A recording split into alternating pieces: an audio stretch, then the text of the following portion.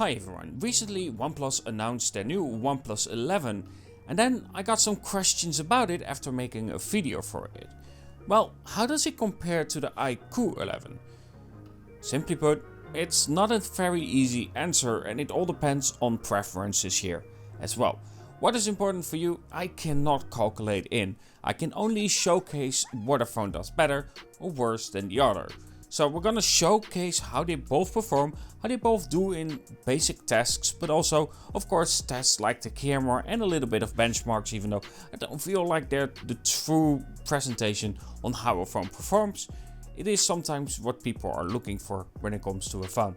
Either way, let's compare the OnePlus 11 versus the IQOO 11 and see which one comes out on top, or technically how each performs, because I'm gonna let you judge for yourself, because again, I cannot calculate in preferences here.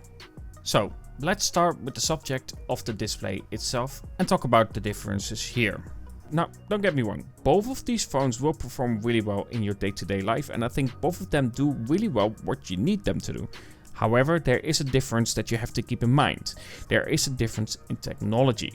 The IQOO 11 uses LTPO4 versus an LTPO3 on the OnePlus 11.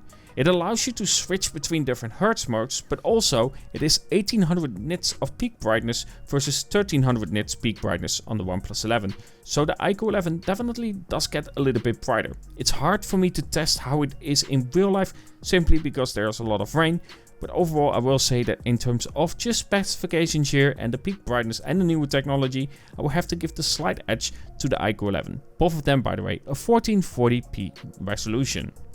And in terms of size, it's a 6.7 inch display on the OnePlus 11, where it's a 6.78 inch display on the IQOO 11. So now we get to a part that I don't find necessarily very interesting, because it isn't very telling about the performance of a phone itself. It's benchmark time. Now of course we're gonna do Geekbench, but also 3D Mark. Now I will say, in 3D Mark it is a good way to see how a phone is stable, if the stability is proper and so on. But I still will also say that this does not define a phone. This does not make it that, for instance, if you are playing a certain amount of time, it will have that same result. It really depends on the situation, on the moment, and of course the temperature around you as well. In this result, however, if you are interested, the IQOO 11 did perform lesser compared to the OnePlus 11. Both of them are not great in terms of stability, but the OnePlus 11 did perform that bit better. When it comes to Geekbench, however, and this is Geekbench 6, the IQOO 11 gets a really high score, and that's impressive. But again, I will say that this is simply a snippet in time. It does not define the phone. It does not mean that that phone is worse or better or so on, where one performs better than the other. That's basically it. And honestly, either of these phones will perform really well. But with that being said, the longevity of gaming, I think that the IQOO 11 does that a little bit better than the OnePlus 11. The OnePlus 11 is a very good beast for about 30 minutes and then you will see a little bit of a drop off, where the IQOO 11 is a little bit more stable in it. Not by much, but a little bit more stable. Now we come to the subject that I really care about. It's the camera, because I find that for most phones this is the defining difference between all the phones. However, with that being said, there is still personal preference when it comes to it, so I won't judge the images too much apart from the difference that are there that you will notice between these two phones.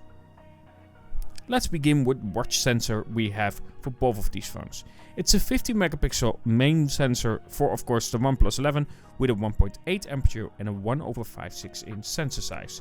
When it comes to the IQOO 11, it has a 50 megapixel sensor with a 1.9 aperture and a 1/157 inch sensor size. Not a very big difference, but just a tiny bit bigger on the OnePlus 11. It is more difference than, for instance, the Samsung Galaxy S23 Ultra versus the S22 Ultra. Then we get to the telephoto. It's a 32 megapixel sensor on the OnePlus 11 with a 2.0 aperture, and of course it's a 2x zoom. When it comes to the IQOO 11, it's a 13 megapixel sensor and an f-stop of 2.5. This means that it does allow less light to come in. Again, 2x zoom. Now here we will notice the biggest difference. It's the ultra-wide sensor. It's a 48 megapixel sensor and a really good one on the OnePlus 11 for the ultra-wide with an f-stop of 2.2 and 115 degrees.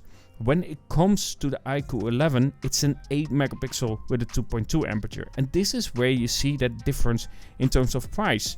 The IQOO 11 is more focused on that performance, and definitely paying less means that camera for one will suffer in terms of the sensors that you are getting with it. Don't get me wrong though, the telephoto and the main sensor are really good. The OnePlus, however, definitely wins when it comes to the ultra-wide. The others, it really depends on the situation and what kind of preference you have for the camera as well. I will, however, say that the IQOO does have that really nice feature that I truly enjoy with that vintage filter that we see on Vivo devices as well. And now we get to low light. Of course, again, these phones are not aimed in the same way, but we can definitely see a difference. The IQOO 11 from the start, you will see, has a bit of a more warmer tone. This is not always the case. In some cases, the OnePlus 11 will have that warmer tone. But overall, I will say that both of these are quite capable when it comes to low light photography, especially for most people.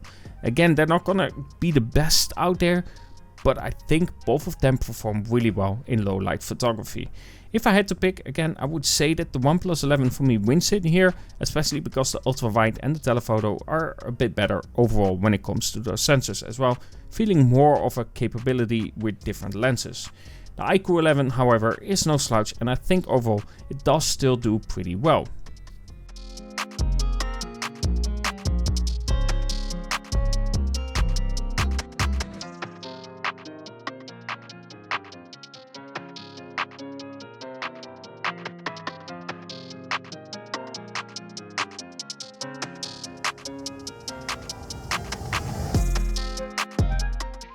And then we have to discuss video recording just that little bit. The OnePlus 11 doesn't allow you to record 8K and 30 frames per second, where the IQOO 11 does. For myself, I still don't care about 8K, but just so you know the difference between the two. Some 8K recording. OnePlus seems more stable.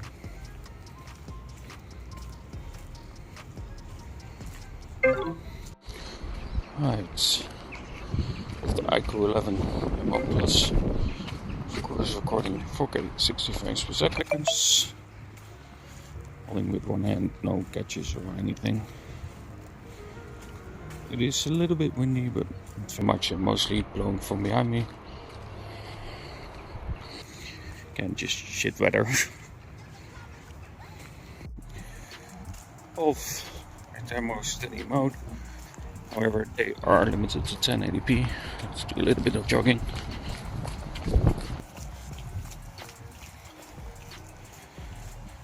Getting quite a bit of wind though, especially now. Front facing camera on both, of course limited to 1080p. No 4K recording or anything like that. Definitely on the IQOO it looks a lot brighter on the background. A lot more details missing, of course, so overexposed. OnePlus seems a little bit too sharp, but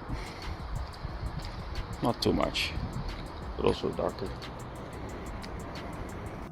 Now a phone we use for everything. We watch videos on it, we game on it, and so on. So audio is really important, and this is where this section comes in. Audio performance. Both of them do have great audio performance. However, there is a difference in approach. The IQOO 11 has that more lighter approach, where the OnePlus 11 has a bit more of a bassy approach. I think the IQOO makes it then a little bit more clearer in voices, but the bass sometimes does allow a bit more depth in the song or audio that you are playing at that moment on the OnePlus 11. In terms of loudness, however, I will say that the IQOO 11 wins it. Not by a huge amount, but I can tell that the IQOO 11 is a little bit louder than the OnePlus 11.